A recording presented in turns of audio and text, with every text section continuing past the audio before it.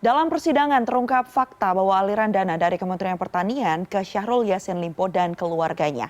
Salah satu yang patut jadi sorotan adalah adanya 16,6 miliar untuk acara keagamaan, operasional menteri, dan juga pengeluaran lainnya. Kita akan membahasnya langsung dengan peneliti Indonesia Corruption Watch atau ICW, Kurnia Ramadana. Selamat siang, Mas Kurnia.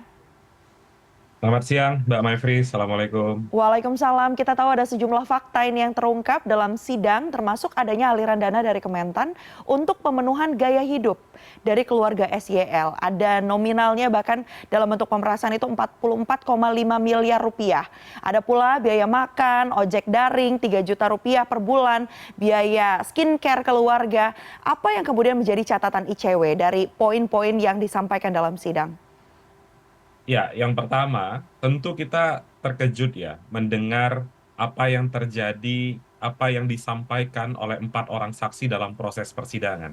Sampai banyak anekdot yang timbul di tengah masyarakat yang mengatakan bahwa rasanya Syahrul Yassin Limpo ini lupa bahwa status jabatan yang melekat pada dirinya adalah seorang menteri, bukan raja atau sultan yang mana gaya hidupnya sangat mewah dan juga mesti difasilitasi oleh bawahannya atau menggunakan dana negara.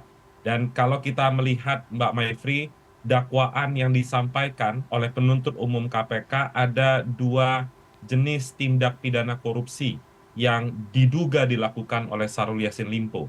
Yang pertama terkait dengan pemerasan, kemudian yang kedua adalah gratifikasi. Maka dari itu, segala hal yang ia terima dalam konteks pasal 12B besar, yaitu gratifikasi, ada konsep pembalikan beban pembuktian. Oleh sebab itu, apa yang diterima oleh Syahrul Yassin Limpo, dia wajib membuktikan bahwa penerimaan itu bukan berasal dari kejahatan. Kalau dia tidak bisa buktikan, segala hal yang ia terima itu dapat dirampas untuk negara. Maka dari itu, diturut disebutkan dalam dakwaan pasal 18 terkait dengan pidana tambahan uang pengganti. Itu mungkin awal, Mbak Maifri. Baik, dengan kondisi yang disampaikan dalam fakta persidangan, ada juga beberapa kemudian kegiatan di mana dananya ini dirembers begitu ya untuk masuk dalam dana operasional. Sebenarnya satu praktik seperti ini adalah satu hal yang kodratnya seperti apa sih Mas? Lumrah tidak ya untuk kemudian reimbursement keperluan dari keluarga dari menteri dan pembuktiannya seperti apa nantinya? Ya, tentu itu tindakan yang tidak lumrah. Oke. Itu adalah tindakan yang melanggar hukum. Karena kalau menggunakan dana operasional menteri, tentu dana itu harus bisa dipertanggungjawabkan dan terkait dengan tugas dan fungsi Mhm. Syahrul Yassin Limpo sebagai Menteri Pertanian. Tentu Mbak Maifri, kalau kita membaca puluhan kali tugas dari Menteri Pertanian tentu tidak masuk soal sunatan cucu, tentu tidak masuk soal skincare, tentu tidak masuk soal pembiayaan makanan daring hingga 3 juta rupiah per hari. Mhm. Itu adalah anggaran-anggaran yang tidak masuk akal dan tentu melanggar hukum dan mesti dipertanggungjawabkan oleh Syahrul Yassin Limpo. Bahkan Mbak Maifri, di luar hal itu, kita sempat juga mendengar dan banyak diberitakan oleh teman-teman jurnalis bahwa dana dari Syahrul Yassin Limpo ini juga sempat singgah ke partai politik. Mhm. Jadi dimensi kasus ini sebenarnya sangat kompleks, sangat banyak. Kita belum bicara juga soal ada beberapa waktu lalu juga sempat disebutkan dalam proses persidangan, ada aliran dana yang disinyalir juga akan diberikan kepada Ketua KPK, Pak Mhm. Firly Bahuri. Jadi Mhm. sebenarnya banyak yang bisa diulas dalam praktik korupsi Syahrul Yassin Limpo. Bahkan Mbak Maifri, saat ini proses penyidikan tindak pidana pencucian uang yang disangka terhadap Syahrul Yassin Limpo juga sedang disasar oleh KPK.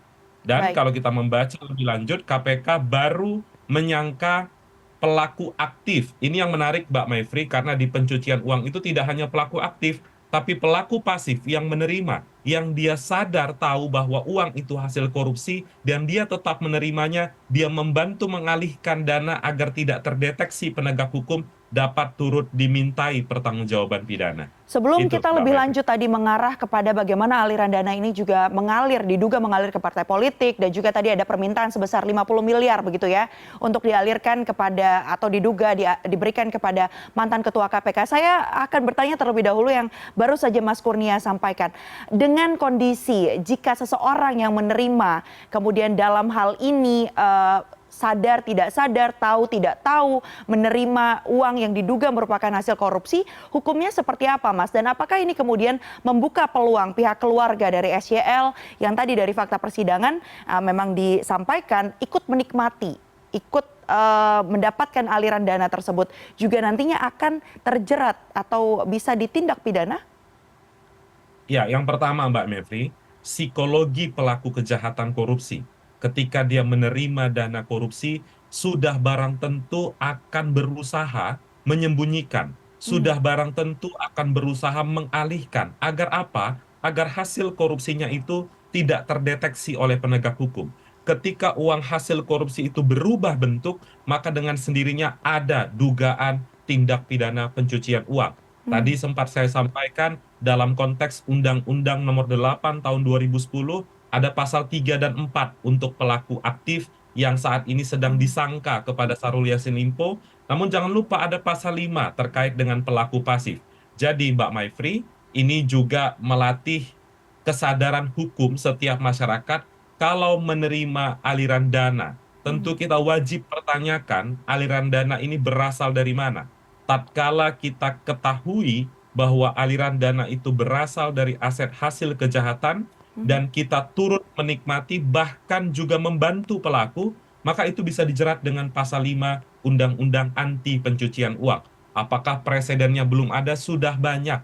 Teman-teman Kejaksaan Agung, KPK menerapkan pasal 5 Undang-Undang Pencucian Uang. Maka dari itu, Mbak Maifri, siapapun yang tahu, menikmati dan membantu Syahrul Yassin Limpo dalam mengalihkan, mengubah bentuk, dan lain sebagainya terkait dengan aset hasil kejahatan harus dimintai pertanggungjawaban pidana. Namun, kalau kita bicara pertanggungjawaban pidana, itu prosesnya masih panjang. Apa hal yang pertama harus KPK lakukan? KPK harus memanggil mereka semua, Hmm. memanggil keluarga Syahrul Yassin Limpo untuk ditanyakan terkait dengan pengetahuan mereka soal aliran dana yang dilakukan oleh mantan Menteri Pertanian tersebut.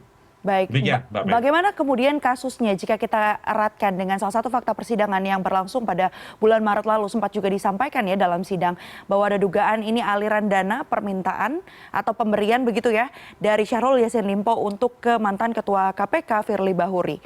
Catatan ICW atau penelusuran ICW sejauh ini seperti apa? Dan apa sikap yang harusnya langsung dilakukan oleh KPK terkait dengan hal ini? Ya, Mbak Maifri, seorang yang memberikan kesaksian di persidangan itu mengucapkan di bawah sumpah. Mhm. Oleh sebab itu, tentu ada konsekuensi pidana bagi mereka jika berkata tidak benar.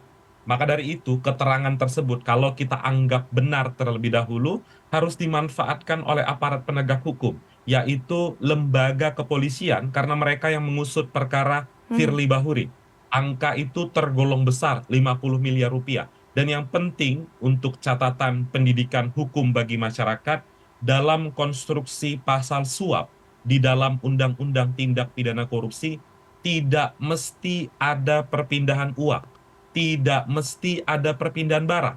Namun tatkala terjadi konsensus, pihak pemberi setuju, pihak penerima setuju, apa yang terkait kesepakatannya mereka berdua sudah mengokekan, maka dengan sendirinya sudah terjadi atau memenuhi unsur delik dari Mhm. tindak pidana suap.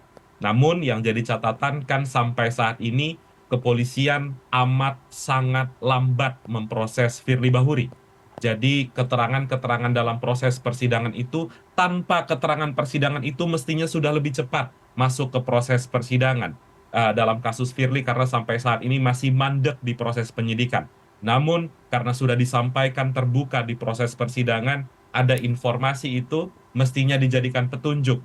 Yang harus dilakukan adalah penegak hukum harus memanggil orang itu, kepolisian harus panggil saksi yang bersidang di perkara Syahrul Yassin Limpo untuk ditanyakan bagaimana sebenarnya konstruksi dugaan pemberian 50 miliar rupiah dari mantan Menteri Pertanian kepada mantan Ketua KPK Firly Bahuri. Demikian, Mbak Maifri. Baik, kita bicara tentang kasus mantan Menteri Pertanian Syahrul Yassin Limpo ini memang bisa dikatakan cukup kompleks begitu ya. Tidak hanya kemudian tadi dugaan pemberian suap, korupsi, ada juga dugaan TPPU di sana. Kita masih akan ikuti perkembangannya seperti apa. Terima kasih banyak atas informasi dan waktu yang sudah diberikan kepada CNN Indonesia, kepada peneliti ICW Kurnia Ramadana. Selamat